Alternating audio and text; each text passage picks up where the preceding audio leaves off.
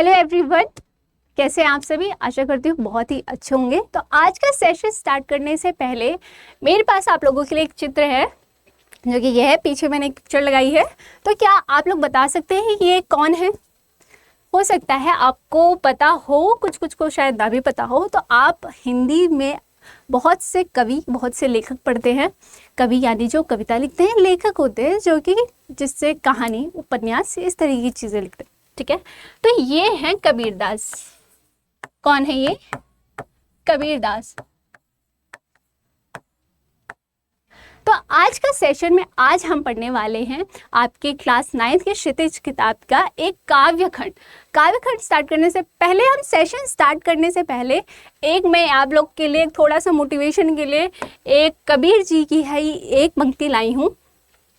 तो थोड़ा सा ओके, ये देखिए।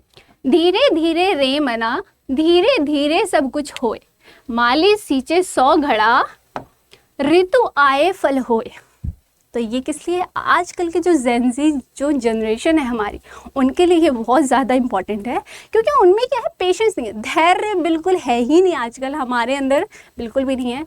फिर इसका अर्थ क्या है ये देखते हैं। धीरे धीरे रे बना, धीरे धीरे सब कुछ हो, यानी कि हमें हमेशा धैर्य रखना चाहिए। ऐसे हर चीज़ हमें ये चाहिए कि हमें फट से चाहिए। आजकल की जो हमारी, जैसे कि हम देखते हैं, जो भी हमारी जनरेशन है या फिर जो भी आजकल चीज़ें हैं हमारी, हमें फट से सारी चीज़ें चाहिए कि अगर हमने ये चीज़ हमें चाहिए तो हम लेके आ जाते हैं। ऑनलाइन का ज़माना है या जो भी चीज़ें, तो ये सारी चीज़ों से ही हमारे अंदर पेशेंस रहा ही नहीं, धैर्य रहा ही नहीं है किसी चीज़ का।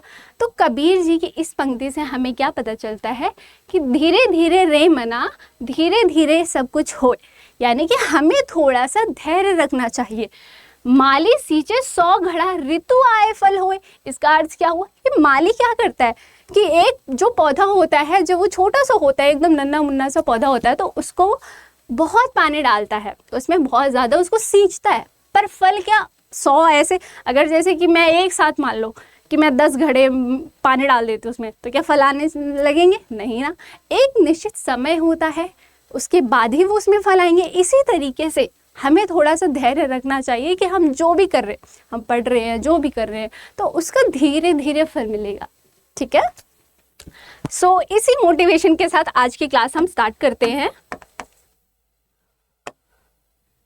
तो सबसे पहले आता है हमारा कबीर जी का जीवन परिचय, कि कबीर जी का जीवन कैसा रहा, कहाँ उनका जन्म हुआ, उनका जन्म काल क्या है। ये सारी चीज़ें पढ़नी बहुत आवश्यक हो जाती है हमारी।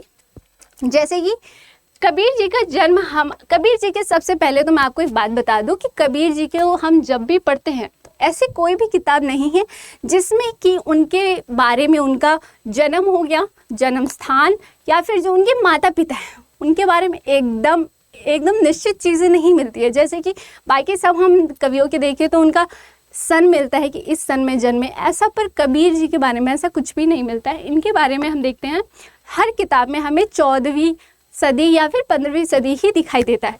तो इनका जन्म 15वीं सदी में,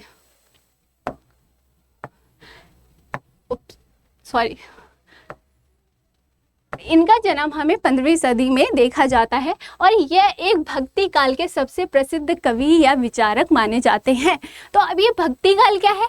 तो हम जब हिंदी पढ़ते हैं तो उसमें हमारी बहुत सारे काल आते हैं। जैसे कि आप हिस्ट्री में पढ़ते हो, क्या पढ़ते हो? एंशिएंट हिस्ट्री हो गया, मिडाइवल हो गया। इसी तरीके से हमारा जो हिंदी है उसके भी काल विभाजित किए गए हैं। आदि काल हो गया, भक्ति काल हो गया। ठीक है, भक्ति के काल के अंदर भी कुछ धाराएं हैं, और ये निर्गुण धारा के कवि थे। किसके थे? निर्गुण धारा के कवि थे। इन्होंने, निर्गुण धारा का अर्थ होता है कि वो कवि इसके अंदर आते हैं जो कि किसी भी मूर्ति पूजन, इन सब चीज़ों का खंडन करते हैं। वो मूर्ति पूजा, यानी कि ऐसे कोई वो मूर्ति बनी हुई है उसकी पूजा करना, इन सब चीज़ों पे यकीन नहीं करते। वो ईश्वर में मानते हैं, पर वो ऐसे नहीं कि वो मूर्ति की पूजा करें, इन सब चीज़ों में वो नहीं मानते। ओके, आई होप यहाँ तक क्लियर होगा। नीरू एवं नीमा नामक एक जुलाहा दंपत्ति को यह नदी किनारे मिले। जैसे मैंने आपको पहले ही बताया कि इनके माता पिता का भी एकदम सही वर्णन नहीं मिलता है कि कौन थे, क्या नहीं, ये वो। इनका पालन पोषण किया उन्होंने। कबीर के गुरु का नाम संत स्वामी रामानंद था। अब कबीर के गुरु, कबीर के शिष्य वो बहुत ज़्यादा इंपॉर्टेंट होते हैं। तो जो कबीर जी के गुरु थे वो थे रामानंद, और इनके शिष्य जो कि मुख्य, आपको मैं आगे बताऊंगी उनके बारे में थोड़ा सा, धर्मदास थे। तो क्या एक ही शिष्य हुए? नहीं, पर ये कुछ होता है ना, मान लो ऐसा फेवरेट वाला, कि जैसे हम स्कूल में भी करते हैं, अरे वो तो मैम की फेवरेट स्टूडेंट है, तो वैसा ही कुछ समझ लो आप भी, ठीक है। आगे देखते हैं। कबीर का विवाह लोई नामक महिला से हुआ, जिससे इन्हें कमाल एवं कमाली के रूप में दो संतान की प्राप्ति हुई। अधिकांश विद्वानों के अनुसार संत कबीर का 1575 के आसपास मगहर में स्वर्गवास हुआ। इनका कहाँ हुआ स्वर्गवास? मगहर में। अब देखो, एक हमें यहाँ से एक चीज़ पता चलती है कि जो कबीर जी थे वो थोड़ा सा अलग विचारधारा के थे। जैसे कि ऐसा माना जाता है हिंदू धर्म में कि जो इंसान मगहर में जन्म लेता है, अगर मृत्यु के बाद इंसान को काशी लेके जाया जाए तो उसको क्या कहते हैं कि हाँ स्वर्ग मिला, स्वर्ग प्राप्त हुआ। पर कबीर जो थे वो हमेशा से सारी चीज़ों का खंडन करना चाहते, जो भी रूढ़िवादी थी या जो भी हमारा पाखंड वाली चीज़ें थी उन सभी को वो हमेशा से तोड़ना चाहते थे। तो पर वो जन्मे कहाँ थे? जन्म कहाँ हुआ? काशी में, काशी, ठीक है। और इनका ये मृत्यु कहाँ हुई है? तो ये हुई है इनके मगहर में। ऐसा माना जाता है हिंदू धर्म में कि मगहर में, अगर जैसे कि मगहर नहीं लेके जाया जाता है, काशी लेके जाया जाता है, मगहर में जन्म भी इतना उसको कुछ अच्छा नहीं माना जाता। इस तरह की कुछ रूढ़िवादी सोच है, विचारधाराएं हैं लोगों को, इसको जो कि हम नेग्लेक्ट भी नहीं कर सकते, बट ठीक है। तो इन सब रूढ़िवादी चीज़ों को कबीर ने क्या किया? इनको तोड़ा है। इसी तरीके से हम आगे क्या देखते हैं, इनका संबंध भक्ति काल के निर्गुण शाखा, जैसे कि मैंने आपको बताया कि ज्ञान मार्ग उपशाखा से था। इनकी रचनाओं और गंभीर विचारों ने भक्ति काल आंदोलन को गहरे स्तर तक प्रभावित किया है। सो यहाँ तक क्लियर है। तो हम कबीर जी के बारे में थोड़ा सा और जानने की कोशिश करते हैं कि क्या, कैसे, क्या था, ठीक है। ओके। इनके साथ ही इन्होंने उस समय समाज में फैली कुरीतियों, कर्मकांड, अंधविश्वास की निंदा की और सामाजिक बुराइयों की कड़ी आलोचना की। जैसे मैंने बताया कि सारे ही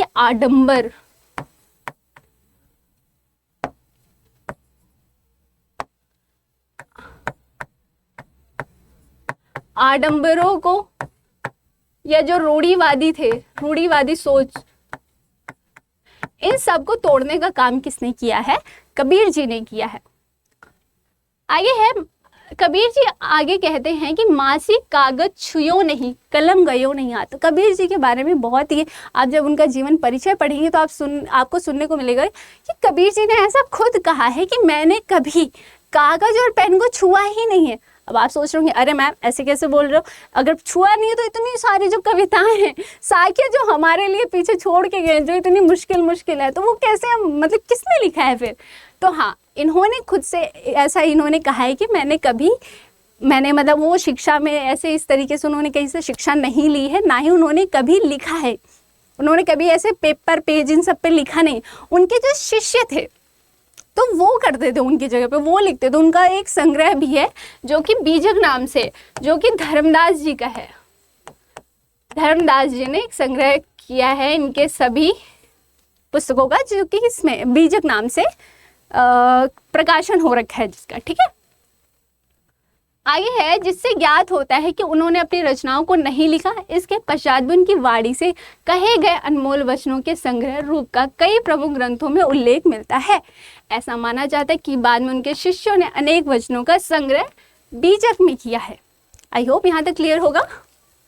सो ये हुआ हमारा कबीर जी का इंट्रोडक्शन। देखिए, कोई भी आप चीज़ पढ़ते हो कुछ भी, तो उसमें सबसे पहले इंट्रोडक्शन पढ़ना बहुत ज़रूरी होता है। तो एक कबीर जी का जो परिचय था ये हमने देखा। अब आगे देखते हैं। ओके, सो अब हम देखेंगे जो हमारा चैप्टर है कबीर की साखियाँ एवं सबद। तो अब हमारी कबीर की साखियाँ और सबद से पहले मैं आपको चीज़ बता देती हूँ। ये हमारा जैसे काव्य खंड है। हिंदी में आप दो चीज देखते हैं, काव्य खंड और एक आता है हमारा गद्य खंड, राइट।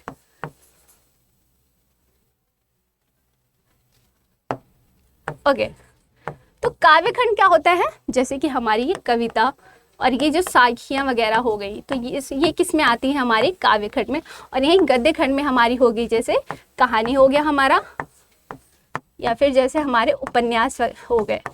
इस तरह की ये सारी विधाएं क्या हैं, ये हमारी काव्यखंड में कविता हो गई, साखियाँ, ये सबद, और गद्य खंड में हमारी कहानी और उपन्यास।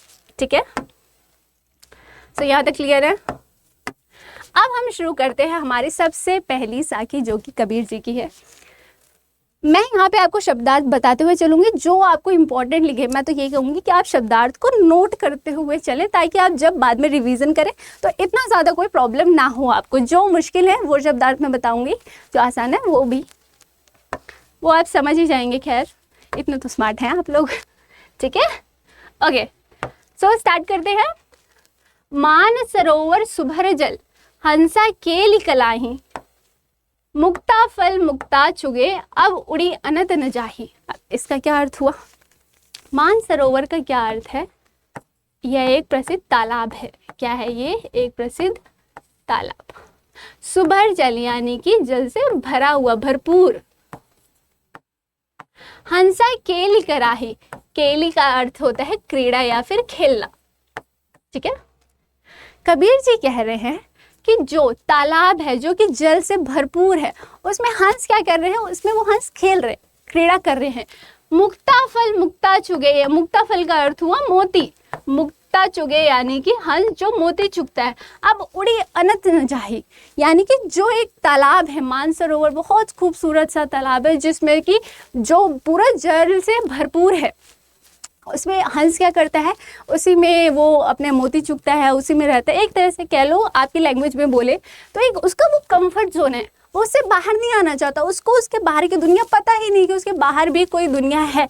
वो उसी एक माया जाल में फंसा हुआ है। इसी प्रकार इंसान क्या है? अपने संसार रूपी माया जाल में फंसा हुआ है। अब संसार रूपी माया जाल का अर्थ क्या है मैम? तो संसार रूपी माया जाल का अर्थ है जो हमारी इच्छाएं होती हैं। जैसे गाड़ी चाहिए, मैम उसके पास आईपैड, मम्मी उसके पास आईपैड है, मुझे भी चाहिए। मुझे कपड़े चाहिए, कपड़े रखने की जगह नहीं है घर में, पर कपड़े पहनने के लिए भी नहीं है, कुछ नया आउटफिट नहीं है। तो ये सारी चीज़ें क्या है बेटा? ये सब कुछ माया जाल है, जिसमें कि इंसान इन्हीं सब में फंसा हुआ है। उसको यही सारी सच्चाई दिखती है कि हाँ, अभी मुझे स्कूल जाना है, अभी मुझे बस इतना करना है, अभी मेरे को गाड़ी चाहिए, अभी मैंने वो चीज़ देखी थी, वो ड्रेस अच्छी थी, वो कार अच्छी है, वो ये इस तरह के हम गैजेट्स है, जो भी है, ये सारी चीज़ें क्या हैं? तो ये सभी चीज़ें ही माया जाल। कबीर इन्हीं की बातें कर रहे हैं कि मनुष्य आया है और वो इन सब माया जाल में ही फंस के रह जा रहा है। वो इसके आगे देख ही नहीं रहा है कि इसके आगे भी दुनिया है, इसके आगे भी कुछ है या नहीं। ठीक है, तो आई होप यहाँ तक क्लियर होगा। तो कुल मिलाकर के आप अगर ये पंक्ति देखें तो हमें ये समझ आ रहा है, कुछ हंस की बात हो रही है, कुछ तालाब की बात हो रही है, पानी, कुछ तो मोती, इन सब की बात हो रही है। पर आप जब भी देखो कि कोई भी कवि जो होता है, जो उसकी पंक्ति या दोहा होता है, या जो भी दोहा, साखियाँ, जो भी होता है, उसके पीछे एक अर्थ छुपा होता है। तो उसके पीछे का अर्थ क्या है वो जानना बहुत आवश्यक है। जैसे कि इसमें हमने देखा, मानस सरोवर सुभर जल, हंसा केली कराही, मुक्ता फल मुक्ता चुके, अब उड़ी अनंत न जाही। यानी कि एक सुंदर सा, बहुत खूबसूरत सा मानसरोवर है, और उसके अंदर क्या, हंस वहीं पे खेलते हैं, वहीं पे मोती चुगते हैं और वहीं रहते हैं। उसके आगे उनको संसार पता ही नहीं, वो वहाँ से जाना ही नहीं, वो वहाँ से जा ही नहीं पा रहे, क्योंकि उनको वो बहुत खूबसूरत लग रहा है, उनको वहाँ रहना अच्छा लग रहा है। इसी तरीके से इंसान क्या है? इंसान इस संसार रूपी माया जाल में फंसा हुआ है, ये मोह वाले माया जाल में फंसा है।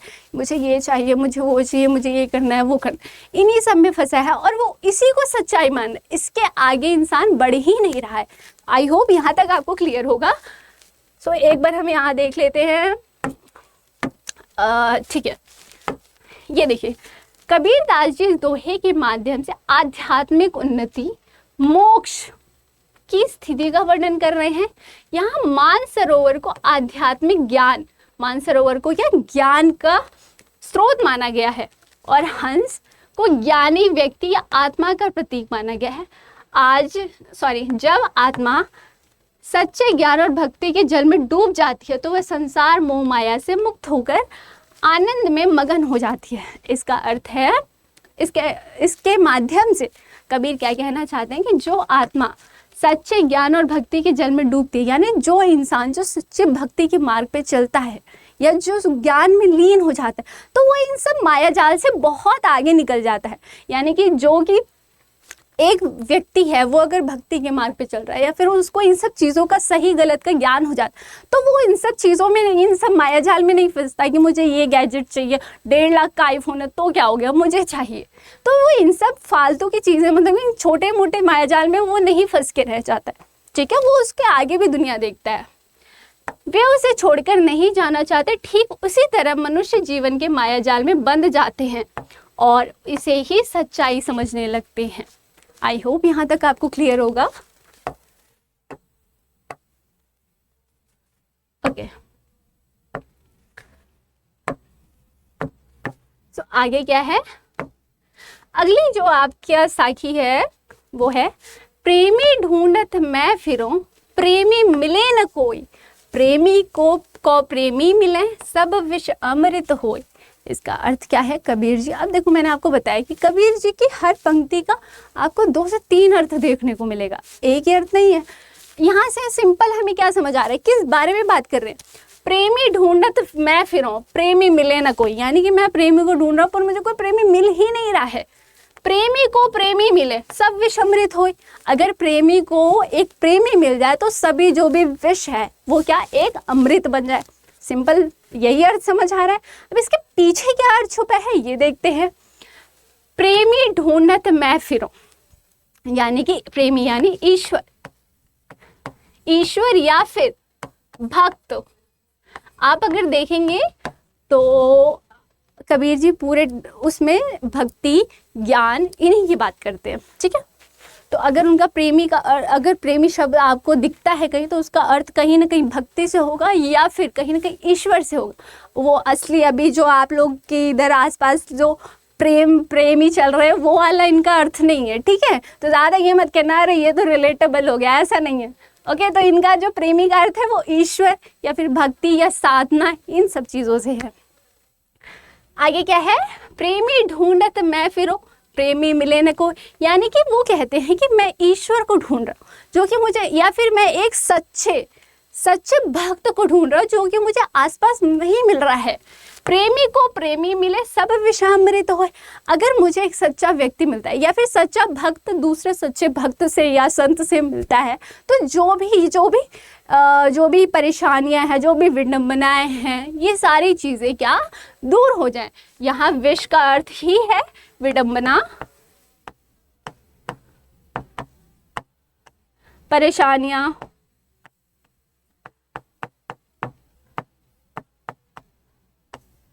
या फिर जो भी दर्द, दुख, तकलीफ, पीड़ा, ये सारी चीजें हैं, ये क्या है, इनका विष का अर्थ है यही।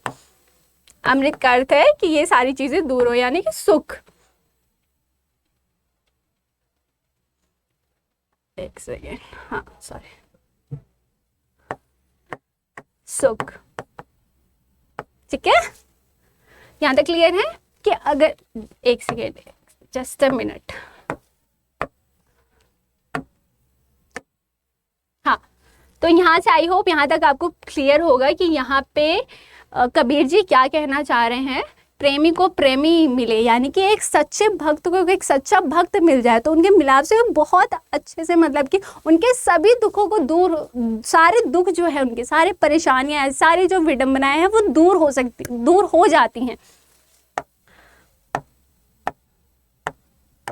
ओके, यहाँ देखिए एक बार, कबीर दास जी दोहे में सच्चे प्रेम और भक्ति का महत्व बता रहे हैं। सच्चे प्रेम और भक्ति का महत्व, मैंने कहा था प्रेम यानी कि इनका जो प्रेम, अगर आप इनकी पंक्तियों में देखते हो, प्रेम या प्रेमी या प्रेमिका, तो उसका अर्थ होता है भक्ति या फिर जो ज्ञान, ये होता है, ठीक है।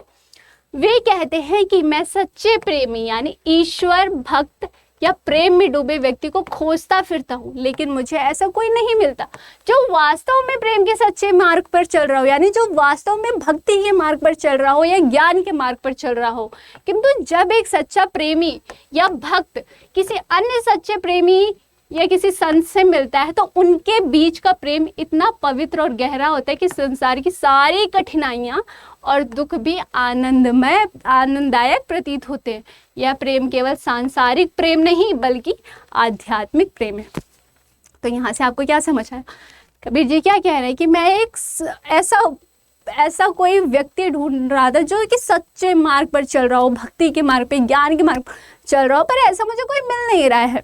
ठीक है, और अगर दो व्यक्ति ऐसे मिल जाते तो उनकी ज़िंदगी बहुत ही खुशदायक हो जाएगी। क्यों हो जाएगी? उनकी ज़िंदगी से सारी परेशानियाँ, ये सारी चीज़ें उनको कम लगने लगेंगी। कहते हैं ना, जैसे आप ये मान के चल सकते हो कि अगर हम किसी ऐसे इंसान के साथ रहें जो कि सिर्फ पॉजिटिव बातें कर रहा हो, अच्छी अच्छी बातें कर रहा हो, तो हमें अगर हम उसके पास कोई अपनी परेशानी भी लेके जाते हैं वो बहुत इजीली सॉल्व कर देते हैं। जैसे आपके पेरेंट्स हो गए, आपके टीचर्स हो गए, आप अगर अपनी कोई परेशानी, आप बहुत ज़्यादा परेशान हो कि अरे मैं इसको कैसे करूँ, ये बहुत ज़्यादा, ठीक है, तो आप उनके पास लेके जाते हो, वो इजीली सॉल्व कर दे, तो आपको उनके पास रहना अच्छा लगने लगता है। ठीक है, तो आपकी परेशानियाँ उनसे बात करके, वो हो सकता है कि कभी कभी ऐसा होता है कि हमारी परेशानियों का हल तो नहीं मिलता, पर क्या होता है कि हमें उनसे बात करके बहुत अच्छा लगने लगता है कि हम अपनी परेशानियां ही भूल जाते हैं या उसको बहुत छोटा मानने लगते हैं कि अरे यार ये तो छोटी सी प्रॉब्लम है, इसको तो मैं ऐसे ऐसे करके हल कर दूंगी, है ना। तो ये सारी चीज़ें होती हैं। तो यही कबीर कहना चाह रहे हैं यहाँ पर। सो आई होप यहाँ पे आपको क्लियर होगा ये चीज़ें। आगे चलते हैं। आगे है, हस्ती चढ़िए ज्ञान को सहज दुलीचा डार, स्वान रूप संसार है भूकन दे झकमार। अब इसका अर्थ क्या है? तो देखिए, हस्ती का अर्थ सबसे पहले यहाँ तो हाथी है। क्या है यहाँ पे? हाथी। हस्ती चढ़िए ज्ञान को, यानी कि ज्ञान रूपी जो हमारा जो हाथी है उस पे आपको सवार होना है। सहज दुलीचा डार, दुलीचा मेरे हिसाब से वो होता है जो हाथी आपने देखा होगा, उनके ऊपर कुछ वो कुछ इतना छोटा सा चद्दर सा डालते हैं, उसको शायद दुलीचा कहते हैं। ठीक है, तो वो होता है हमारा दुलीचा। सहज दुलीचा डारे स्वान, यहाँ स्वान का, यहाँ कुत्ते को बोला गया है स्वान। क्या बोला गया है? कुत्ते को बोला गया स्वान। रूप संसार है भूकन दे झकमार, वो कहते हैं कि जब आप ज्ञान रूपी हस्ती यानी हाथी के ऊपर बैठोगे और अपने मार्ग पर जाओगे, जब आप सच्ची साधना करोगे, सच्चे मन से साधना करोगे, तो ये जो संसार रूपी यानी कुत्ते वाली, इन्होंने ऐसा बोला, मैं नहीं बोल रही हूँ, तो ये जो कुत्ते रूपी संसार है वो आप पे भौंकेगा, वो बहुत आपकी आलोचना करेगा, आपके जो आपका मार्ग है उसमें बाधा डालेगा, वो बहुत आपके बारे में गलत बोलेगा, ये जो भी इस तरीके की चीज़ें करता है। पर आपको रुकना नहीं, आपको चलते जाना है। जिस प्रकार एक हाथी चलता है, कुत्ते भौंकते रहते हैं, उसी प्रकार आपको अपने मार्ग पे चलते जाना है, आपको नहीं सुनना है। अब ऐसा नहीं कह रही हूँ कि किसी की नहीं सुनना है, मतलब जो लोग सही बोल रहे हैं उनकी भी सुनो, पर मतलब थोड़ा सा देख दाख के, ठीक है। ऐसे नहीं कि अरे उसने मेरा मोरल डाउन कर दिया, अभी मैं क्या करूँ, ऐसा कुछ, ठीक है। तो जो हमारा स्वान रूप संसार है, यानी जो कुत्ते रूपी जो संसार है, वो बहुत कुछ बोलता है हमारी। कहते हैं ना, अच्छा करो यार, लोग बोलने वाले तो तब भी बोलेंगे, बुरा करो तो भी बोलेंगे। तो मतलब ये नहीं कह रही हूँ कि बुरा करो, पर अच्छा करो, अपने हिसाब से चीज़ें करो, ठीक है। भौंकन दे झक मारे, यानी इनको भौंकने, अपने आप चुप हो जाएंगे। जैसे कुत्ता, हाथी चल रहा है, कुत्ता भौंक रहा है, हाथी को कोई फर्क ही नहीं पड़ रहा है। फिर जब कुत्ता वो है आराम से जब थक जाता है तब वो अपने आप चुप हो जाता है। इसी तरीके से आप अपने मार्ग पे चलो, अपनी भक्ति के मार्ग पे चलो। आप जब अपने ज्ञान के मार्ग पे चलोगे तो रोकने वाले बहुत रोकेंगे। ये जो संसार है वो हमेशा रोकने का ही काम करता है। आप कुछ भी करो, अपने आसपास के लोगों को देखो, हमेशा आप बोलो अरे मैं ये करूँ, अरे नहीं तुमसे नहीं होगा, तुम मत करो, ये है वो 10 चीज़ें आपको गिना देंगे, राइट। तो ये सारी चीज़ें आपको यहाँ से आप थोड़ा सा रिलेट कर पाओ अगर, तो सही है ना। तो यही कहना चाह रहे हैं कि आप अपने ज्ञान के मार्ग पे, अपने भक्ति के मार्ग पर एक हाथी पे सवार होकर के जैसे इस तरीके से चलो। जो कुत्ते की तरह इंसान में जो भौंक रहे उन पे ध्यान नहीं देना, वो अपने आप ही कुत्ते की भांति जब थक जाएंगे तो वो अपने आप ही शांत हो जाएंगे। आई होप यहाँ तक क्लियर है। सो नेक्स्ट पे चलते हैं हम। हाँ, यहाँ देखिए आप, कबीर दास जी इस दोहे के माध्यम से ज्ञान की महत्ता को बताते हैं। वो कहते हैं कि व्यक्ति को ज्ञान रूपी हाथी पर सवार हो जाना चाहिए, सहजता से उसकी पूंछ पकड़ संतुलन बना लेना चाहिए। इस संसार को वे कुत्ते के समान बताते हैं जो हमेशा भौंकता रहता है। उनका कहना है कि संसार की निंदा करने वाले लोगों की परवाह नहीं करना चाहिए। जैसे मैंने आपको बताया कि आप अच्छा करोगे तो भी कुछ तो वो है ना, कुछ तो लोग कहेंगे, लोगों का तो काम है कहना, ठीक है, क्योंकि वे व्यर्थ में ही कुछ भी कहते रहते हैं। अर्थात जो व्यक्ति ज्ञान के मार्ग पर चलता है उसे संसार के तानों और आलोचनाओं की चिंता नहीं करनी चाहिए। यदि आपको लगता है आप सही मार्ग पे हो, आप कुछ गलत नहीं कर रहे हो, किसी को कुछ बुरा नहीं कर रहे हो, तो आपको अपने ही मार्ग पर चलते रहना चाहिए, ठीक है। उसे अपने मार्ग पर अडिग रहना चाहिए, क्योंकि मूर्खों की निंदा का कोई मूल्य नहीं होता, ठीक है। समझ आ गया? आई होप यहाँ तक आप सबको बिल्कुल क्लियर होगा। ओके, आगे देखते हैं। अगला है, पखा पखी के कारण सब जग रहा भुलान, निरपक होई के हरि भजे, सोई संत सुजान। अब इसका अर्थ क्या है?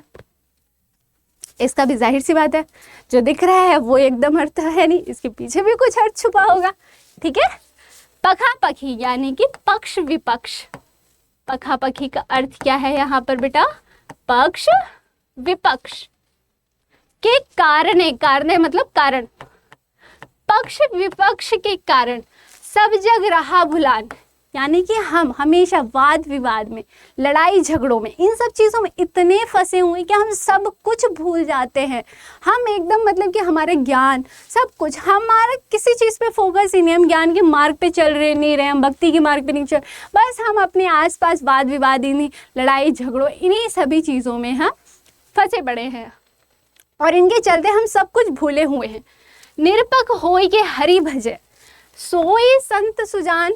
निरपक यानी निष्पक्ष,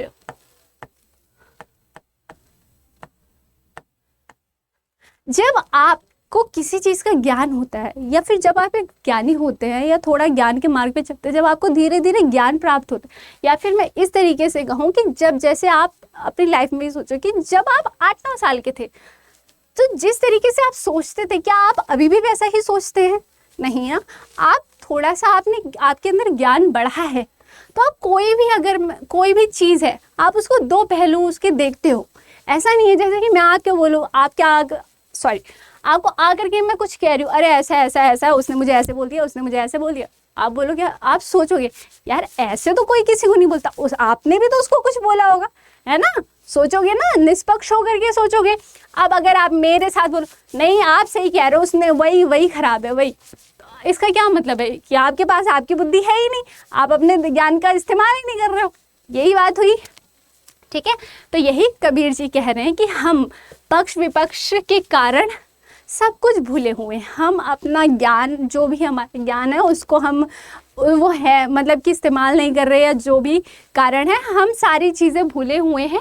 निष्पक्ष होय के हरि भजे, अगर हम सब कुछ छोड़ छाड़ करके हम अगर भक्ति के मार्ग पे या ज्ञान के मार्ग पे, ज्ञान प्राप्त करने के मार्ग पर चलते हैं तो सोई संत सुजा, तो हमें वो ज्ञान की प्राप्ति होगी, हम ये सारे फालतू की चीज़ों से दूर रहेंगे। सिंपल भाषा में ऐसा कह सकते हैं, ठीक है। आगे देखिए, कबीर दास जी इस दोहे में कहते हैं कि पक्षपात के कारण पूरा संसार भ्रम और भटकाव में पड़ा हुआ है। लोग अपने अपने विचारों, मतों और पक्षों में उलझे रहते हैं, जिससे वे सच्चाई से दूर हो जाते हैं। लोगों का हर चीज़ में आप देखोगे कि लोगों का अपना एक अलग ही विचार है, भ्रम है किसी भी चीज़ को लेकर, तो वो क्या होता है, इन्हीं सब में उलझे हुए रहते हैं और उन्हें सच्चाई कुछ पता ही नहीं होती।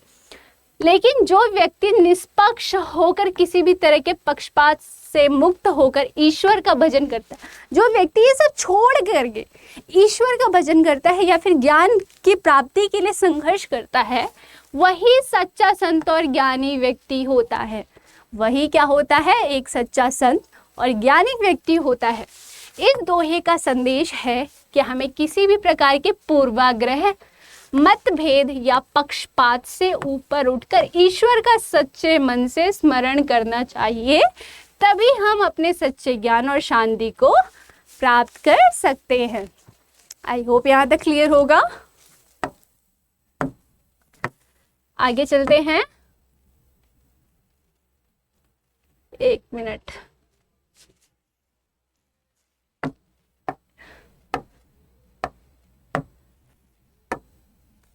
हाँ ठीक है, चलो अब अगली जो हमारी साखी है वो क्या है बेटा? हिंदू मुआ राम कही, मुसलमान खुदाई, कहे कबीर सो जीवता, जो दोहू के निकट न जाई। थोड़ा थोड़ा समझ आ रहा है? हिंदू है, मुसलमान कुछ है, जीवता कुछ है, दोहू के निकट कुछ है, कुछ कुछ थोड़ा थोड़ा समझ आ रहा है। इसको चलो अच्छे से समझते क्या है। हिंदू मुआ राम कही, यानी कि जो हिंदू है वो राम राम का क्या करते रहते हैं? भजन करते रहते हैं। मुसलमान खुदा खुदा खुदा का करते रहते हैं। तो सभी क्या अपने अपने धर्म के ईश्वर को याद करते रहते हैं, उनका भजन करते रहते हैं। कहे कबीर सो जीवता, जो हो दोहू के निकट न जाए। कबीर कह रहे हैं कि वही असल में जीवित है, जो कि इन दोनों के निकट नहीं जा रहा है। अब आप बोलोगे मैम आपने पहले कहा कि कबीर भक्ति काल के हैं। मैंने क्या, आपके प्रश्न आया होगा ना कि भक्ति काल के हैं, खुद तो ये भक्ति की बात कर रहे हैं, भक्ति और ज्ञान की बात कर रहे हैं। अभी तो ये कहना है कि जो इन सब से दूर है वही असल में जीवित है। तो बेटा वो दोनों की एकता की बात करते हैं। वो ये कहते हैं कि ईश्वर की साधना करनी चाहिए। वो ये नहीं कहते इस भगवान को मानो उस भगवान को मानो। मैंने आपको पहले ही क्या बताया कि निर्गुण धारा के हैं वो, यानी कि वो किसी एक ईश्वर को ऐसे नहीं पूजते। उनका जो उद्देश्य है वो ये कहने का है कि ईश्वर की साधना करो। फिर ये नहीं है कि वो मूर्ति पूजन करो, या फिर ऐसा नहीं है कि वो अल्लाह की करो, या फिर सिर्फ इन भगवान की करो, या फिर जैसे कि हमारे बाकी सारे जो भी हमारे भगवान हैं उनकी करो। ये सब इनका मकसद नहीं है कहने का। इनका मकसद है कि आप एक सही मार्ग पे चलो, भक्ति के मार्ग पे चलो, ज्ञान के मार्ग पे चलो। पर ऐसे किसी एक धर्म या जाति को प्रमोट नहीं करते, उनको बढ़ावा नहीं देते हैं वो। आप उनकी कोई भी कविता, कोई भी पंक्ति उठा करके देख लो तो आपको कहीं भी उनका ये नहीं दिखेगा कि हाँ वो किसी जाति के बारे में या किसी धर्म को बढ़ावा दे रहे। ठीक है, तो वो कहते हैं कि असल में वही व्यक्ति है जो कि हिंदू, मुस्लिम, सिख, ईसाई, इन सभी धर्म या जो भी हमारी जातियां हैं उन सब से बाहर है, उन सब में उलझा हुआ नहीं है, वो इन सब की बातें नहीं करता है। तो असल में वही जीवित है जो इन सब चीज़ों से, धर्म, जाति, इन सभी चीज़ों से जो दूर है। आई होप यहाँ तक क्लियर होगा। आगे देखो, कबीर दास जी दोहे के माध्यम से धार्मिक पाखंड और संकीर्ण सोच की आलोचना करते हैं। वो कहते हैं हिंदू मरते समय राम का नाम लेते हैं और मुसलमान खुदा को याद करते हैं, लेकिन यह सिर्फ एक बाहरी दिखावा है। क्या है ये? एक सिर्फ बाहरी दिखावा है। हम जैसे आप लोगों ने कहीं देखा होगा, लोग चल रहे हैं जाप करते हुए चल रहे हैं, क्या मतलब है? मतलब इतनी भक्ति है तो घर पे, मतलब ये दिखावा ही हुआ ना कि जाप करते हुए। हाँ, आजकल के, इससे मुझे कुछ याद आया, आजकल आप लोग देख रहे होंगे सोशल मीडिया पे रील्स या शॉर्ट्स में, लोग कहाँ जा रहे हैं? वैष्णो देवी, लोग कहाँ जा रहे हैं? केदारनाथ। मतलब जितने भी ये जो भी धार्मिक स्थल हैं, लोग क्यों जा रहे हैं? रील्स बनाने, वीडियोस बनाने, फोटोज़ खिंचाने, सोशल मीडिया पे डाल। क्या वो सच में भक्ति के लिए जा रहे हैं? क्या वो सच में जाके वहाँ दिल से, एकदम हृदय से क्या वो पूजा करते हैं? क्या वो उनके भक्ति के थोड़ा सा बैठ करके कुछ दिमाग में मतलब सब कुछ सोचते हैं? क्या वो थोड़ी सी भी भक्ति करते हैं? नहीं। क्या है बेटा, वो जा रहे हैं, फोटो खिंचा रहे हैं, ये सेल्फी लेकर के सोशल मीडिया पे पोस्ट करने, पोस्ट सब जा रहे हैं, हम भी चलेंगे, है ना? तो अभी आपकी लैंग्वेज में बोले तो जो जेनजीज हैं और कर क्या रहे हैं, ट्रैवलिंग कर रहे हैं, हमें धार्मिक, चलो हमें ये भी हमारा पोस्ट हो गया कि अरे बच्चा तो बड़ा संस्कारी है, धार्मिक स्थल पे जा रहा है, एकदम भक्त वक्त है, क्या करने जा रहा है? फोटो खिंचाने जा रहा है, वीडियो अपलोड करने जा रहा है, यही करने जा रहा है ना। तो इन्हीं सब चीज़ों को कबीर क्या कहते हैं कि ये सब सिर्फ बाह्य दिखावा है, ये कुछ और नहीं, ये सिर्फ बाह्य दिखावा है, कि ये सच्ची भक्ति नहीं कह रहे हैं इसको। ठीक है, असली जीवित या वही मुक्त वही व्यक्ति है जो किसी भी धार्मिक संकीर्णता या मतभेद में नहीं फंसता। इसका तात्पर्य है कि सच्चा ज्ञान और मुक्ति किसी विशेष धर्म या परंपरा का पालन करने से नहीं, बल्कि सत्य, भक्ति और निष्पक्षता के मार्ग पर चलने से मिलती है। इसका कबीर का अर्थ क्या हुआ कि ज़रूरी नहीं है कि आप जाप करो, ज़रूरी नहीं है कि आप बैठ करके कविताएं पढ़ो, ज़रूरी नहीं है कि आप बैठ करके डेली मंदिर जा रहे हो, आप डेली मस्जिद जा रहे हो, ये सब कुछ भी ज़रूरी नहीं है। फ़ायदा ही क्या है जब आपके अंदर ये सारी चीज़ें हैं ही नहीं, आपका मन शुद्ध नहीं है, ठीक है। तो ये सारी चीज़ें, इन सबको क्या कहते हैं, वो आडंबर कहते हैं, वो दिखावा कहते हैं कि मनुष्य आजकल इन्हीं सब में लीन है। असली भक्ति किसको कहते हैं कि सत्य भक्ति, निष्पक्षता, किसी के ऐसे एकदम निष्पक्ष होकर के, आप जैसे कोई भी निर्णय ले रहे हो निष्पक्ष होकर के लो, किसी के उसमें पक्ष में जा करके नहीं कि अरे तू मेरा दोस्त है, तू सही कह रहा है, वो सामने वाला गलत है, अरे वो सही हो ही नहीं सकता क्योंकि तू मेरा दोस्त है ना, तू सही कह ही रहा है, वो गलत बोल रहा है। तो ये नहीं होता, ठीक है बेटा। निष्पक्ष हो करके, सत्य की राह पे चल करके, भक्ति ज्ञान के मार्ग पे चल करके, ये सब होता है हमारा सच्ची भक्ति। कबीर हमें जात पात और धार्मिक भेदभाव से ऊपर उठकर सच्चे प्रेम और ईश्वर की भक्ति में लीन होने का संदेश देते हैं। वो हमेशा, आप कबीर जी की कोई भी पंक्ति देखते हो या फिर जो भी आप कविता वगैरह देखो, तो उसमें आप देखते हो कि हमेशा वो एकदम से एकता की बात करते हैं। आप सोच सकते हो कि 15वीं सदी में कोई इंसान हिंदू मुस्लिम के भेदभाव को हटाना चाह रहा है। हम आज देखते हैं, आप रिलेट कर पाओ अगर, तो आप अपने देखो, अपनी फैमिली में देखो, अपने आसपास देखो, अपनी सोसाइटी में, अपने समाज में देखो, आज भी हिंदू मुस्लिम बहुत है। इवन आजकल के बच्चों में भी है, पढ़े लिखे होकर के भी लोग जो हैं उनमें भी ये हिंदू मुस्लिम जात पात बहुत ज़्यादा है। जो इतने दंगे फसाद हो रहे हैं वो होते ही क्यों हैं? धर्म को लेकर के होते हैं, जात पात को लेकर के भी होता है। तो सोचो 15वीं सदी का आदमी, एक 15वीं सदी का इंसान इन सब चीज़ों को हटाने की सोच रहा था और हम आज तक नहीं हटा पाए हैं। हम आज भी उसी हमारा जो बुद्धि है, जो हमारा दिमाग है, आज भी जो वही सारे ख्याल है, वही सोच है, वही विचार है हमारे, ठीक है। सो आई होप यहाँ तक क्लियर होगा। तो यहाँ से जो आप पढ़ रहे हो कुछ ज़िंदगी में उसको अप्लाई करने की कोशिश करना, ठीक है। अगला देखिए, काबा फिरी काशी भया, राम ही भया रही, मोट चून मैदा भया, बैठी कबीरा जी। अब इसका क्या अर्थ है? इसका अर्थ है काबा। काबा क्या है बेटा? ये धार्मिक स्थल है जो कि मुसलमानों का होता है। आपने देखा होगा वो ब्लैक कलर का कुछ तो होता है ऐसा सा, मेरे पास शायद फोटो है, एक मिनट। हाँ ये रहा। तो ये क्या है? ये है काबा, ये है आपका, अरे ये है काबा, ठीक है। और ये है मुसलमान का धार्मिक स्थान होता है, ठीक है, मुस्लिम का। और बेटा ये देख रहे हो जो, ये क्या है? काशी। क्या है ये? काशी, जो कि एक हिंदू का धार्मिक स्थल है, धार्मिक स्थल है। तो बताना जरा, काशी से याद आया, बताओ कबीर का जन्म कहाँ हुआ था? जन्म मृत्यु याद रखना है, पेपर में आ सकता है, ठीक है। खैर जीवन परिचय तो आता ही है, किसी का भी दे सकते हैं आपकी बुक सिलेबस से। आगे देखिए, काबा फिरी काशी भया, राम ही भया रहीम। काबा यानी कि मैंने बताया आपको मुस्लिम का एक धार्मिक स्थान। फिरी काशी भया यानी कि मेरे लिए तो, मतलब कबीर का कहना है कि उनके लिए काबा हो या काशी सब बराबर ही है। राम और रहीम वो सब बराबर है, वो कोई किसी दोनों में कोई भिन्नता नहीं करते हैं। मोट चून, जैसे मोट चून मैदा भया, जैसे मोट चून होता है या जो हमारी आटा होता है उसको हम और बारीक कर दे तो मैदा ही बनता है, और दोनों तो खाने के ही काम आते हैं ना। तो अगर आप भक्ति कर रहे हो तो वो चाहे आप अल्लाह की करो या फिर आप भगवान की करो, किसी भी करो, भक्ति तो भक्ति होती है। ऐसा नहीं है ना कि मैं श्री राम जी को पूज रही हूँ तो ही मैं भक्ति कर रही हूँ, ऐसा तो कुछ भी नहीं है, ठीक है।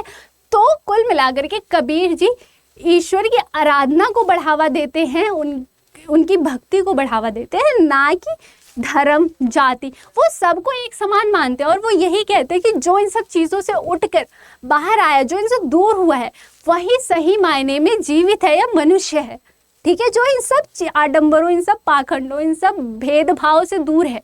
तो आप कुल मिला के सारी चीज़ें आपको यही समझ आई, इन सबका सार यही है कि एकता से एक ना होनी चाहिए। हिंदू मुस्लिम धर्म, ये जो धर्म जाति भेदभाव पाखंड आडंबर इन सब से दूर रह के भक्ति के मार्ग पे चलना चाहिए मनुष्य को, तभी उसको ज्ञान की प्राप्ति होगी। ठीक है,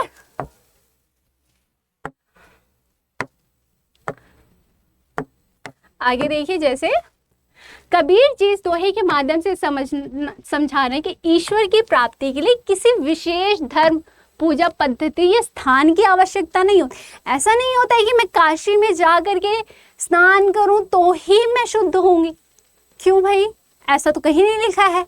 या मैं गंगा जी में जा करके स्नान करूं तो मैं शुद्ध। मैंने ऐसा कोई काम क्यों नहीं किया है, मुझे नहीं लगता मैंने ऐसा कोई काम किया है कि मुझे शुद्धि की ज़रूरत है। या फिर मुझे अगर जैसे कि काबा क्यों जाते हैं लोग, इसीलिए जाते हैं ना इन्हीं सब चीज़ों के लिए। तो वही वो कहते हैं कि ऐसा कुछ नहीं, जैसे लोग कहते हैं कि अरे हवन करा दो तो ये सही हो जाएगा। थोड़ा सा लगता है कि बच्चे पे थोड़ा बुरा प्रभाव है, हवन करा दो। ऐसा क्यों, मतलब कहाँ लिखा है कि हवन करा दोगे हो जाएगा? मतलब ठीक है, सबका अपना अपना मानना है, पर कबीर जी का कहना ये है कि आप जो भक्ति करते हो वो किसी, मतलब ऐसा नहीं है कि आपको अगर पूजा करनी है, आपको भगवान को याद करना है तो आप मंदिर जाके बैठो, ऐसा नहीं है। कहते कि अगर आपको, आपका मन शांत नहीं है, आपको मन की शांति के लिए हम भक्ति करते है ना, और किस लिए करते हैं? मन की शांति, ताकि हमें मन की शांति मिले। हमें थोड़ी, जब बहुत परेशान होते हैं तो 2 मिनट भगवान का ध्यान लगाते हैं, थोड़ी शांति मिलती है। ठीक है, तो वही कबीर कहते हैं कि आप कहीं किसी तीर्थ स्थल जाओ, वहाँ जाके पूजा करो, किसी मंदिर जाओ, कोई बहुत किताबें पढ़ो, इन्हीं सबको भक्ति नहीं कहते। जरूरी नहीं कि आप ये सारी चीज़ें करो तो ही वो भक्ति है। ओके, वे कहते हैं कि अगर काबा काशी बन जाए या राम रहीम बन जाए तो इससे कोई फर्क नहीं पड़ता, क्योंकि ईश्वर हर रूप में एक ही है। कबीर जी हमेशा, आप देखोगे कि कबीर जी एकता की बात करते हैं। ठीक है, चाहे मोटा आटा हो या बारीक मैदा, यानी जीवन में सुख संपत्ति हो या साधारण परिस्थिति, संत को इन चीज़ों से कोई फर्क नहीं पड़ता। जिस व्यक्ति को ज्ञान प्राप्त हो जाता है उनको कोई फर्क नहीं पड़ता कि वो हिंदू है, वो मुसलमान है, उसकी आराधना करनी है, उसकी नहीं करनी है। इस तरीके से उन्हें कोई फर्क नहीं पड़ता। ठीक है, नेक्स्ट चलते हैं। हाँ, यहाँ देखिए, अब अगला है, ऊंचे कुल का जन्मिया जे करनी उच्च न होई, सुबरन कलश सुरा भरा साधु निंदा सोई। अब इसका क्या अर्थ है? देखो, आप लोगों ने बहुत देखा होगा, अगर हम अपने डे टू डे लाइफ में देखें, प्रत्येक दिन देखें, कि ऐसा होता है कि कुछ लोग होते हैं बड़े शौक से अपनी जात बताते, अरे हम तो इस जाति के है ना, होता है, कोई भी हो गया, हम अपना नाम बताते हैं तो अपनी जाति के साथ बताते हैं, चाहे वो इनडायरेक्टली भी है कि ऐसा, मान लो ये नियम ही है कि नाम बताओगे, पूरा बताओगे तो उसमें जाति तो लगानी पड़ेगी। जैसे कोई भी नाम हो गया, ठीक है, तो आप उसके पीछे जात लगा रहे हो ना, तो हम कहीं ना कहीं अपनी जाति बता रहे हैं। हम, कोई हमसे हमारा परिचय मांगता है तो हम पहले ही अपना नाम और अपनी जाति उसको बता देते हैं। तो इन्हीं सब चीज़ों में कबीर जी कह रहे हैं कि ऐसा नहीं है कि आप ऊंचे कुल मतलब हमारे यहाँ जो जाति का भी, धर्म तो छोड़ दिया, अपने यहाँ तो जाति का भी विभाजन हो रखा है, ब्राह्मण वैश्य शूद्र, ये सारी चीज़ें है ना, और इनके हिसाब से ऐसा काम भी बांटा गया है। जैसे कि देखिए यहाँ स्लाइड में मैंने थोड़ा सा ऐड किया है। हाँ, ये देखिए, मैं थोड़ा इधर हो जाती हूँ। हाँ, सबसे पहले ऊपर रखा गया ब्रह्म, यानी कि ब्राह्मण को, फिर आते हैं क्षत्रिय, फिर आते हैं हमारे वैश्य, फिर आते हैं शूद्र, फिर आते हैं दलित। अब इनके हिसाब से इनको काम भी दिया गया है कि ब्राह्मण हो, तुम पूजनीय हो, तुम्हारे सब पैर छुएंगे, चाहे तुम्हारे कर्म कुछ भी हो, पर पैर तो तुम्हारे छुएंगे। अभी मैं नाम नहीं लूँगी, आप लोगों ने न्यूज़ में देखा होगा, बहुत से ऐसे साधु वाधु होते हैं या बहुत से ऐसे होते हैं जो कि उनके कर्म अच्छे नहीं हो सकते, या कह दो कुकर्म होते हैं, लेकिन फिर भी लोग क्या करेंगे, जाके पैर छूएंगे, अरे अरे अरे अरे पंडित जी है ना, तो यही कर्म से इंसान, कर्म से पहले के टाइम पे बेटा जो वो समय था जब ये जो हमारा ये जो विभाजन किया गया है वो पहले के समय पे किया गया था। वो ऐसा था कि इंसान जो कार्य कर रहा है, जो कर्म कर रहा है, उसके हिसाब से विभाजन किया गया था। पर अब जन्म के पहले क्या कर्म के हिसाब से, कर्म के हिसाब से जो था हमारा जाति थी, और अब जन्म के हिसाब से, अब जो हमारी जाति है वो जन्म के हिसाब से। हम ब्राह्मण फैमिली में पैदा हुए, हमारे कर्म कैसे भी हो, कुछ भी है, हमने घटिया काम कर रखा हो, लेकिन सामने वाला आकर अरे पंडित जी करते हमारे पैर ही छुएगा, ठीक है। इसी तरीके से दलित हो गया, मान लो कितने अच्छे कर्म, कितने ही अच्छे कर्म अगर उस इंसान ने किए हैं, आप आज भी उस समाज में जाओ, देखो बहुत बच्चों ने अगर आप गांव से जुड़े हुए होगे, आपने देखा होगा आज के समय पर भी जो दलित होते हैं उनको जमीन पे बिठाया जाता है। आज के समय की बात कर रही हूँ, हाँ ठीक है, बहुत बच्चे ऐसा रिलेट कर पाएंगे। आज के समय पे भी गांव देहात में होता है, अरे वो दलित है उसको जमीन पे बिठा, उसको सामान नहीं छूने देना, घर के अंदर एंट्री नहीं, पानी के ग्लास उसका जो जाएगा वो प्लास्टिक वाला जाएगा ताकि वो खुद फेंके। अगर उसको ग्लास दिया है तो वो धो करके देगा, और शायद उसको इस्तेमाल भी ना किया जाए। उसको अपने बिस्तर पे नहीं बिठाना है, उसको अपनी खाट पे नहीं बिठाना। तो ये चीज़ें बेटा आज भी हैं। आप सोच सकते हो कि कबीर जी उस समय इसको बदलने की बात कर रहे थे, और हम है कि आज तक नहीं बदल पाए, हम अपने घर में नहीं बदल पाए।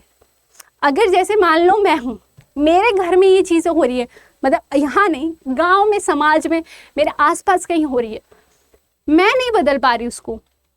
इसी तरह आप दो चार को बोलोगे, वो आपको कहेंगे अरे 2 अक्षर क्या पढ़ लिए, हमको सिखा रहे हो। गांव के ऐसे बोलते हैं ना कि क्या बेटे 2 अक्षर पढ़ लूँ तो हम क्या बतावत हो। मेरे गांव की भाषा ये अवधि है। तो इस तरीके की बातें होती हैं कि 2 अक्षर पढ़ लिए, दो क्लास पढ़ लिए और हमको समझा रहे हो हम तुमसे इतने बड़े हैं, हमें मत बताओ ये जात धर्म, तुम्हें तो बस इन्हीं सबसे कोई मतलब ही नहीं है, आगे क्या करोगे। इस तरीके की बातें, मतलब वो उल्टे 4 बातें आपको सुना देंगे। इस तरीके की चीज़ें आप आज भी देखते हो, ठीक है। तो इस टॉपिक को ज़्यादा लंबा नहीं खींचेंगे, नहीं तो ये तो चलता ही रहेगा, ऐसा टॉपिक है, ठीक है। देखो क्या है, उच्च कुल का जनामिया जे करनी उच्च न होई। ऊंचे कुल का जन्म लिया है, चाहे उसकी करनी अच्छी नहीं, चाहे वो अपनी जात का, अपने कुल का एकदम से उसको नीचे ले आया हो, ऐसे उसके कर्म हो कि एकदम उसको यहाँ से यहाँ पहुँचा दिया है, लेकिन जात तो वही है, उसकी जात से ही माना जाएगा वो तो। सुबरन कलश सुरा भरा साधु निंदा सोई। अब सुबरन कलश सुरा भरा, इसका अर्थ क्या कहते हैं कि अगर सोने का अगर कलश है, उसमें आप शराब भर दोगे, अगर आप उसमें शराब भर दोगे तो क्या वो शहद हो जाएगा? बताओ मुझे। अगर मैं आपको एक सोने का मटका टाइप कुछ देती हूँ, कलश देती हूँ, और उसमें मैं शराब भर देती हूँ और मैं कहती हूँ पियो, या फिर किसको भी किसी को दे देती हूँ, या फिर कुछ भी है, तो क्या वो शहद बन गया है क्योंकि वो इतना सुंदर घड़े में या इतने सुंदर कलश में? नहीं ना, गलत चीज़ तो बेटा गलत ही रहती है। अभी उसको मतलब सुंदर सी चीज़ में या कुछ उसको बहुत अच्छे से सुंदर से वे में अगर उसको प्रस्तुत करोगे सुंदर से तरीके से, तो अच्छा तो नहीं हो जाएगा ना, गलत तो गलत ही रहता है। अगर उस कलश में अगर शराब है तो वो शहद तो नहीं बन जाएगा क्योंकि वो सोने का है, बहुत खूबसूरत है, ऐसा तो नहीं होगा। तो इन सब चीज़ों की निंदा संत करते हैं। इसी तरीके से कबीर जी आगे क्या कहते हैं, देखिए कबीर जी इस दोहे में जन्म और कर्म के बीच अंतर को स्पष्ट कर रहे हैं कि जन्म से कुछ नहीं होता, कर्म से होता है। इंसान का कर्म अच्छा होना चाहिए। जन्म से क्या होता है? जन्म आपके हाथ में थोड़ी है, आप तो जन्म ले लिया आपने कहीं भी, आप अपना कर्म करके दिखाइए ना। वह कहते हैं कि यदि कोई व्यक्ति ऊंचे कुल में जन्मा है लेकिन उसके कार्य अच्छे नहीं है तो उसका ऊंचे कुल में जन्म लेना व्यर्थ है, वो किसी काम का नहीं है। अगर वो किसी के काबिल नहीं है, वो किसी मतलब कि कुछ अच्छा नहीं कर रहा, उसके कर्म अच्छे नहीं है, तो उसका क्या फायदा? फिर तो व्यर्थ हो गया। यदि एक सुंदर और मूल्यवान सोने का घड़ा शराब से भर दिया जाए तो उसकी वास्तविक कीमत और महत्व घट जाता है। उसी तरह यदि कोई व्यक्ति अपने कुल या जाति के गर्भ में संतों की निंदा करता है, संतों की निंदा करता है या बुरे कार्य करता है तो वह निरर्थक हो जाता है, उसका जीवन व्यर्थ है। अगर वो इस तरीके से करता है, अगर वो कुछ कर्म अच्छे नहीं करता, वो संतों की निंदा करता है या फिर कुछ गलत करता है, तो उसका जीवन व्यर्थ है। तो इससे हमें क्या समझ आया कि कर्म मायने रखते हैं, ना कि जात। ठीक है। अब यहाँ से बेटा आपका शुरू होता है शब्द, यहाँ से आपका शब्द स्टार्ट होता है। चलिए देख क्या है। मुँह को कहाँ ढूंढे बंदे, मैं तो तेरे पास में, ना मैं देवल ना मैं मस्जिद, ना काबे कैलाश में, ना तो कौने क्रिया कर्म में, नहीं योग वैराग में, खोजी होए तो तुरते मिली हूँ पल भर की तलाश में, कहे कबीर सुनो भाई साधो सब श्वासों की श्वास में। तो ये बहुत ही एक अच्छा सा शब्द है जो कि कबीर जी का है, जिसके अंदर कबीर जी क्या कहते हैं। कबीर जी इसमें अरे हाँ चल, कबीर जी इसमें क्या कह रहे हैं, कबीर जी इसमें ईश्वर की खोज का रास्ता बता रहे हो या फिर ईश्वर की खोज की बात कर रहे हैं कि इंसान ईश्वर को कहाँ कहाँ खोज रहा है, पता नहीं ईश्वर को पाने के लिए वो क्या क्या कर रहा है। ठीक है। मुँह को कहाँ ढूंढे बंदे, मैं तो तेरे पास में, यानी कि मुझको कहाँ ढूंढता है बंदे, मुझको कहाँ ढूंढ रहे हो, मैं तो तुम्हारे ही पास हूँ। ऐसा तो है नहीं ना कि मैं किसी कमरे में बैठा हूँ, यानी ईश्वर की बात हो रही है यहाँ पे। ऐसा यानी कि ईश्वर किसी कमरे में बैठे हैं और तुम खोज रहे हो अरे अरे कहाँ के, ऐसा तो कुछ भी नहीं है। ठीक है। ना मैं देवल ना मैं मस्जिद ना काबे कैलाश में, ना मैं मंदिर में हूँ, ना मैं मस्जिद में हूँ, ना मैं किसी इसमें काबा में हूँ, ना मैं कहीं कैलाश पर्वत पर हूँ। मैं यहाँ, इंसान क्या करता है, यही करता है ना, खोज रहा है या फिर इस तरीके की चीज़ें जो भी है कि मैं, कवि कह रहे हैं कि इन सब का कोई फ़ायदा नहीं है।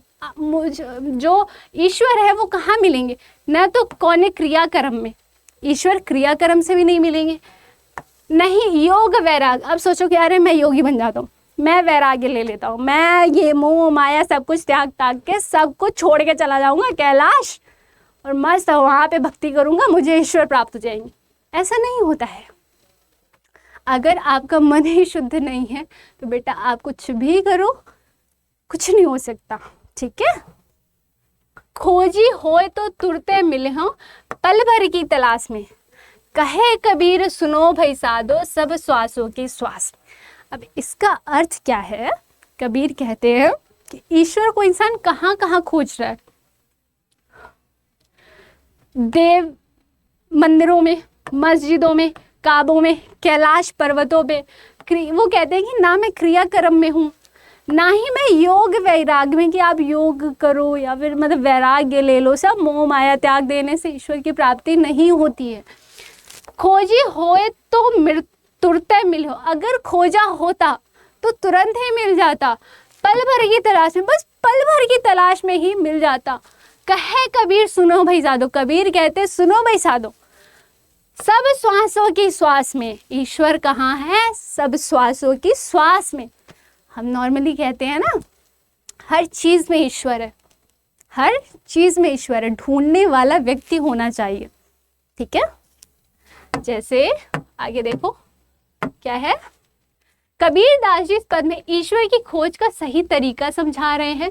सबसे पहली बात आपको याद रखनी है, वे कहते हैं कि लोग मंदिर, मस्जिद, काबा, कैलाश, विभिन्न धार्मिक स्थलों पर ईश्वर को खोजते हैं, लेकिन वास्तव में ईश्वर बाहर नहीं है, ईश्वर हमारे भीतर है। कैसे है?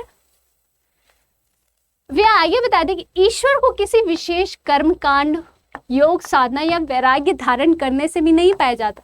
यदि कोई सच्चे मन से खोज करता है तो ईश्वर उसे तुरंत केवल एक क्षण की सच्ची भक्ति में ही मिल जाते हैं।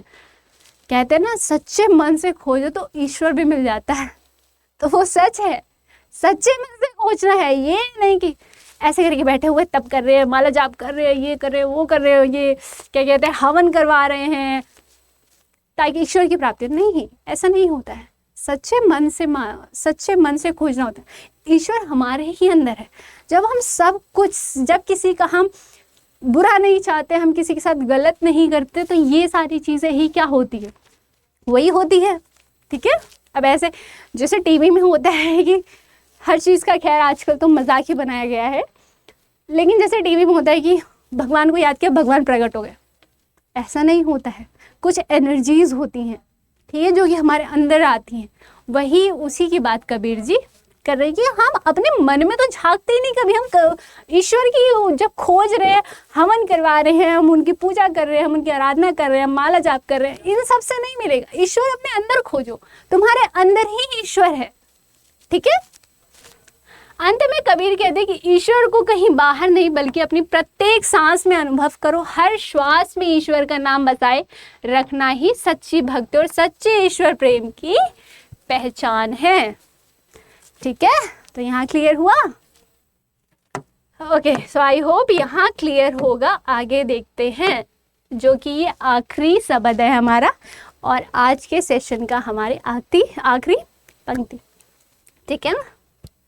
देखो क्या है, संतो भाई आई ज्ञान की आंधी रे, भ्रम की टाटी सबे उड़ानी, माया रहे न बांधी, हित चित्त की द्वैथूनी गिरानी, मोह बलिंडा टूटा, तृष्णा छानी परी घर ऊपरी, कुबदी का भांडा फूटा, जोग जुगती करी संतो बांधी, निर्जु चुवे न पानी, कूड़ कपट काया का निकस्या, हरि की गति जब जानी, आंधी पीछे जो जल बूठा, प्रेम हरिजन भीना, कहे कबीर भान के प्रगटे, उदित भया तम खीना। अब इसका अर्थ क्या है देखते हैं।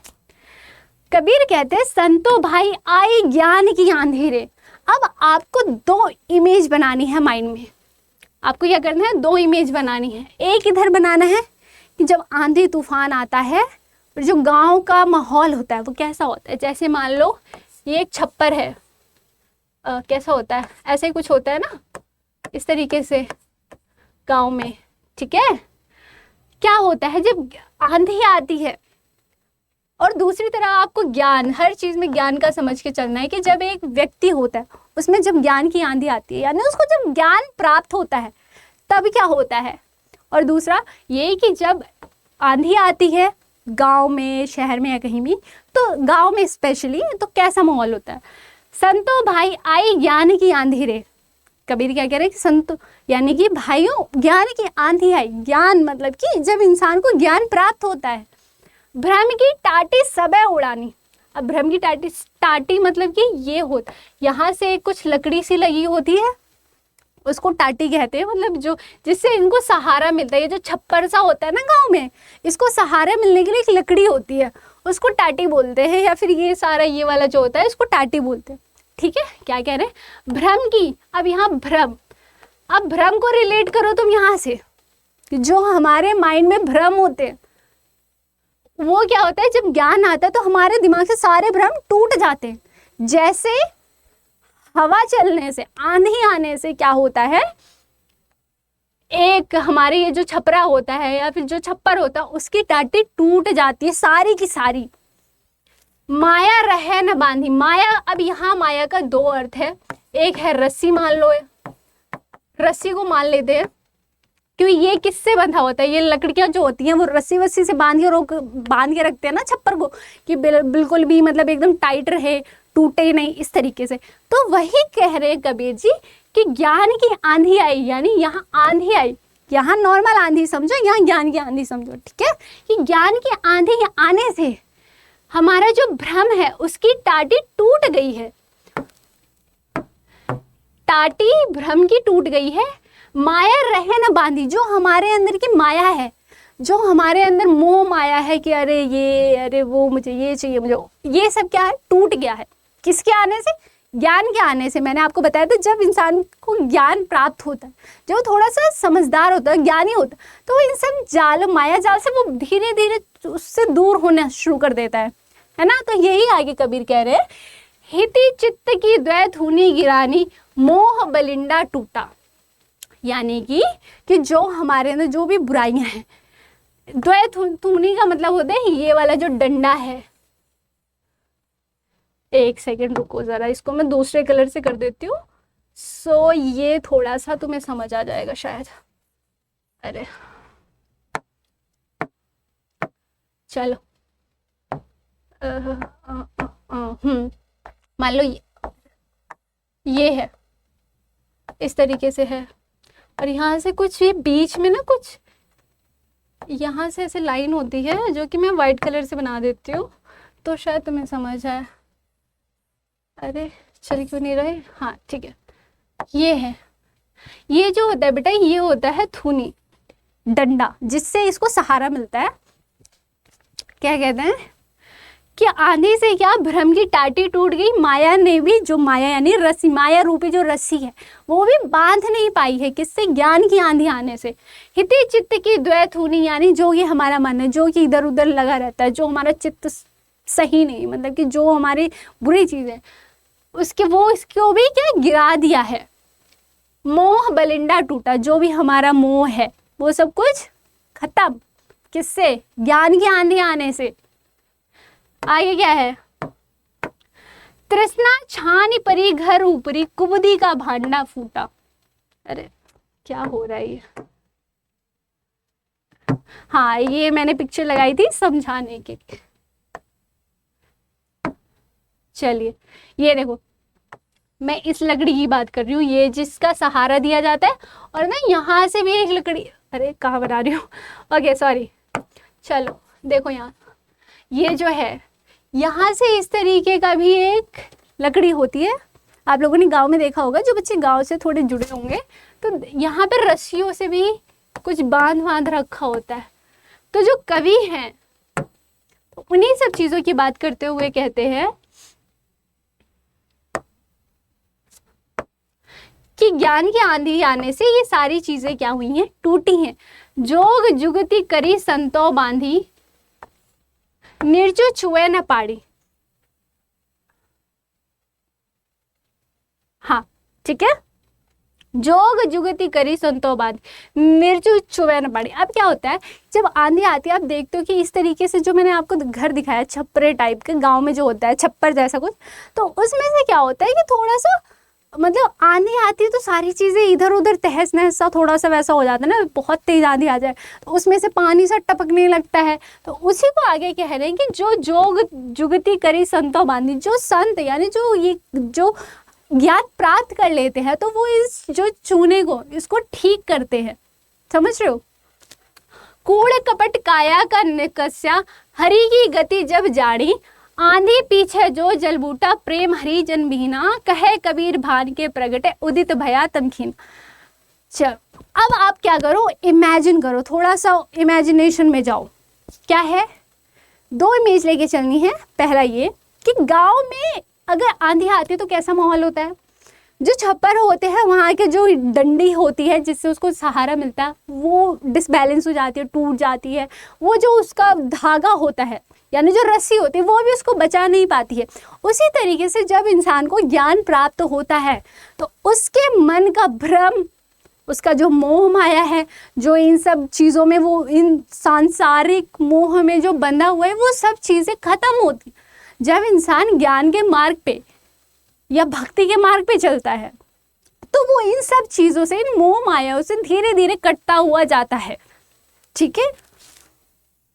उसके बाद उसके जीवन में ऐसा आता है, आंधी पीछे जो जलबूटा। जब बारिश हो जाती है, आंधी के बाद क्या होता है, जब बारिश होती है, उसके बाद जो माहौल होता है, वैसे ही उसके बाद जो प्रकाश आता है जिंदगी में, उससे जिंदगी के साथ, मतलब कि सॉरी, उससे उस समय जो बारिश के बाद जो प्रकाश आती है हल्की से, उससे सारा अंधेरा गायब हो जाता है। इसी तरीके से इंसान के, जब वो ज्ञान के मार्ग पे चलता है, तो जब उस जीवन में जब वो आगे बढ़ता है, और फिर वो प्रकाश रूपी जब उसकी आता है, उसकी ज़िंदगी में वो प्रकाश, ज्ञान का प्रकाश आता है, तो वो क्या होता है कि उसकी ज़िंदगी से बेटा वो सारा अंधेरा गायब हो जाता है। यानी वो जो भी उसकी परेशानियां हो, दुख दर्द, जो भी उनकी बाधाएं हो, वो धीरे धीरे उससे, वो उसकी ज़िंदगी में क्या उजाला आने लगता है। कैसे? उससे, सॉरी, भक्ति से, ज्ञान से। ठीक है? तो यहाँ पे कुल मिलाकर के यही चीज़ें जो कि हैं कबीर जी कह रहे हैं। ठीक है, अब एक बार ये देख लो, कबीर दास जी इस पद में ज्ञान की महिमा को समझा रहे हैं। वे कहते हैं जब ज्ञान की आंधी आती है, अज्ञान और भ्रम की दीवारें उड़ जाती हैं, माया का बंधन टूट जाता है। आगे समझाते हैं, देखो जब मैंने बोला भ्रम की दीवारें, ये भ्रम की दीवारें में मैंने समझाया वो छप्पर, वो सब क्या टूट टाट रही थी ना, रस्सी भी नहीं पकड़ पा रही थी, यानी वो माया भी उसको नहीं पकड़ के रख पा रहा था। ठीक है, कैसे? क्योंकि भक्ति के मार्ग में ये ज्ञान का, जब उसको ज्ञान की प्राप्ति हो रही है। ठीक है, आगे समझाते कि मोह और अहंकार रूपी स्तंभ गिर जाते हैं, बुरी इच्छाएं वह ढह जाती और कुप्रवृत्तियों का घड़ा फूट जाता है। योग और साधना द्वारा संतों ने अपने मन को नियंत्रित कर लिया है, जिससे अब उसमें छल कपट नहीं रहता। वे ईश्वर की सच्ची अनुभूति कर पाते हैं। अंत में कबीर कहते हैं कि इस ज्ञान रूपी आंधी के बाद प्रेम रूपी जल बरसता है। देखते हो ना, बहुत मौसम कैसा हो जाता है, अंधेरा, घनघोर अंधेरा, एकदम से बिजली कड़क रही है, एकदम अंधेरा, 3 बज रहे हैं, 4 बज रहे हैं, लेकिन ऐसा मौसम हो रहा है जैसे रात को 8 बज रहा है, 7 बज रहा है।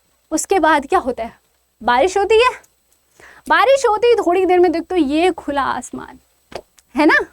वैसे ही इंसान के क्या होता है जिंदगी में, मोह माया, यहाँ जैसे आपने पढ़ा, भ्रम, अज्ञानता, अहंकार, ये सभी बुरी चीज़ें, ये सभी चीज़ें अपने आप दूर हो जाती हैं जब ज्ञान प्राप्त होता है, इंसान ज्ञान के मार्ग पे चलता है। ठीक है, तो जब अज्ञान के बाद ज्ञान रूपी जल जब बरसता है तो भक्त भगवान के प्रेम में भीग जाते हैं। जब ज्ञान रूपी सूर्य प्रकट होता है, तो अज्ञान और भ्रम का अंधकार समाप्त हो जाता है। जब हम ज्ञानी थोड़े से होने लगते हैं, अपने जीवन से थोड़ा सा रिलेट करके समझो कि जब थोड़ा सा आप मैच्योर होना शुरू करते हो, जैसे मैंने बोला, जैसा आप 8वीं क्लास में 8 साल के थे जब सोचते थे, वैसा अब तो नहीं सोचते होगे। तो धीरे धीरे ज्ञान आया, अब आपको लगता होगा यार मैं इतनी सी चीज़ पे इतना परेशान था, अभी तो ये छोटी सी प्रॉब्लम है। ऐसा लगता होगा कि यार इतनी छोटी सी चीज़ में परेशान थी। तो धीरे धीरे आपकी लाइफ में वो अंधकार आता है, वो समझ आती है, वो ज्ञान आता है, तो आप इन सारी चीज़ों से दूर होते हो। ठीक है, सो आज की क्लास बस इतनी ही। यहाँ आपकी साखियाँ और शब्द होता है कंप्लीट।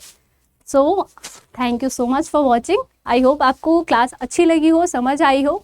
जैसा भी हो आप मुझे कमेंट करके ज़रूर बताना। और एक कमेंट करना है वो ये कि तालाब का पर्यायवाची शब्द क्या होता है।